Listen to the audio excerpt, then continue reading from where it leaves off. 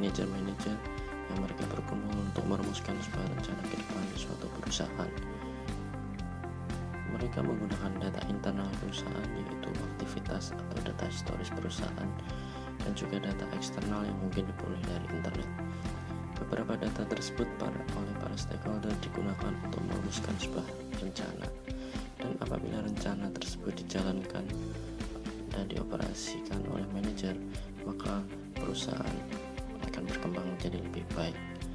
Namun ada kalanya para stakeholders gagal dalam menganalisis suatu data, di mana rencana yang dihasilkan baik dari data internal maupun data eksternal yang peroleh dari internet, mereka gagal melakukan analisis sehingga menghasilkan sebuah rencana yang kurang matang, sehingga apabila rencana tersebut dijalankan oleh perusahaan, alih-alih perusahaan itu semakin berkembang, namun perusahaan itu akan semakin turun performanya. Oleh sebab itu, penggunaan data baik eksternal maupun internal dalam kalangan stakeholder untuk merumuskan rencana dalam perusahaan amat sangat penting. Namun lebih penting lagi untuk menganalisis data.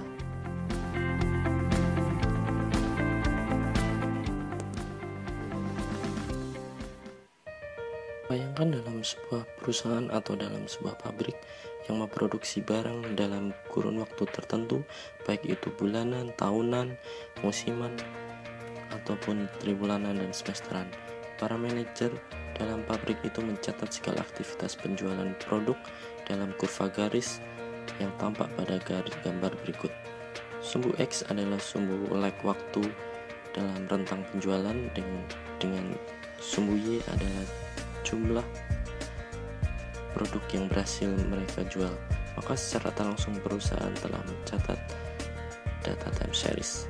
Dan sifat-sifat data time series yaitu pertama adalah tren, yaitu bergerak dengan ke atas dengan nilai Y yang selalu menaik dalam kurun waktu tertentu. Sifat kedua adalah cycle, di mana data ini bergerak secara cycle namun tidak musiman.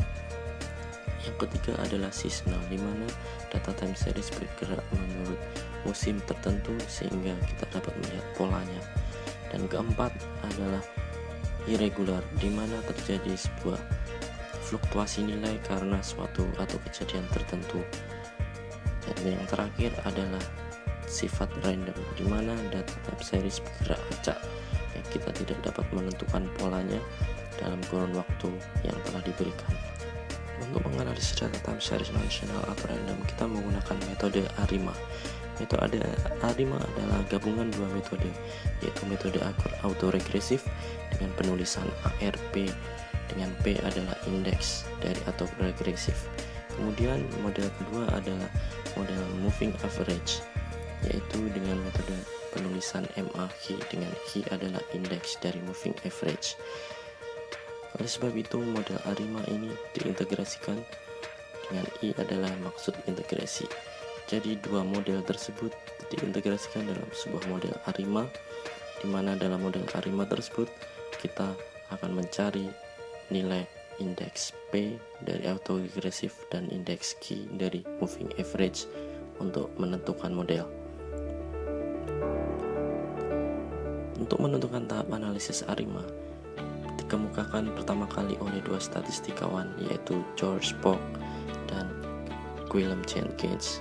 Dua statistikawan ini pada tahun 1976 membuat buku yang berjudul Time Series Analysis, Forecasting and Control. Dalam buku tersebut, mereka berdua merumuskan sebuah metode yang dikenal dengan metode Box-Jenkins. Metode Box-Jenkins terdiri dari 4 tahap, yaitu tahap pertama adalah tahap identification, kemudian estimation, kemudian diagnostic checking, dan terakhir adalah forecasting.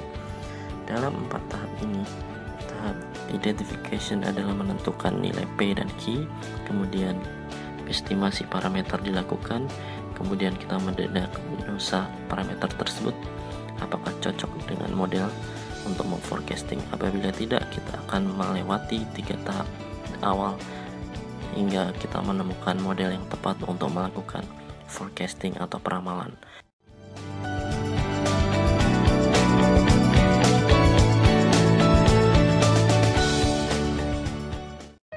Sekarang kita akan menentukan nilai P, D, dan Q dari sebuah model ARIMA.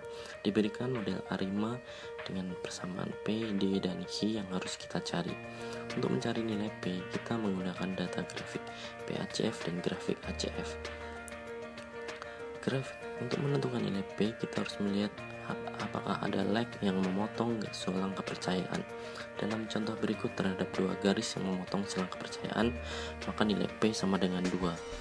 Selain itu, untuk grafik ACF harus terbukti menurun secara eksponensial. Kemudian untuk mencari nilai Q, kita masih menggunakan dua grafik yang sama, namun kebalikan dari P. Dalam grafik PACF, untuk menentukan nilai Q harus menurun secara eksponensial. Kemudian dalam grafik ACF, setidaknya ada beberapa lag yang memotong selang kepercayaan. Jumlah garis yang memotong selang kepercayaan itulah nilai Q yang akan kita tentukan. Dalam contoh terhadap dua garis, sehingga nilai Q sama dengan 2.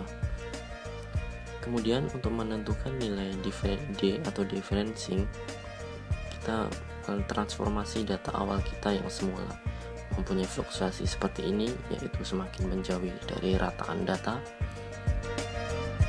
Kemudian kita harus melakukan transformasi data sehingga dari data awal menjadi data baru dengan metode differencing.